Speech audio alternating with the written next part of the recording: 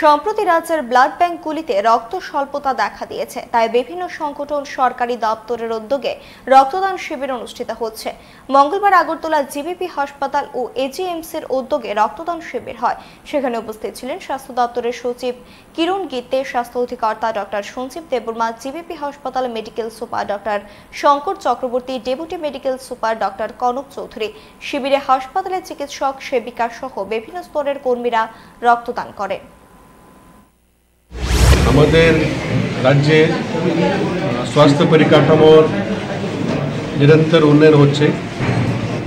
একদিকে আমাদের infrastructure, doctor,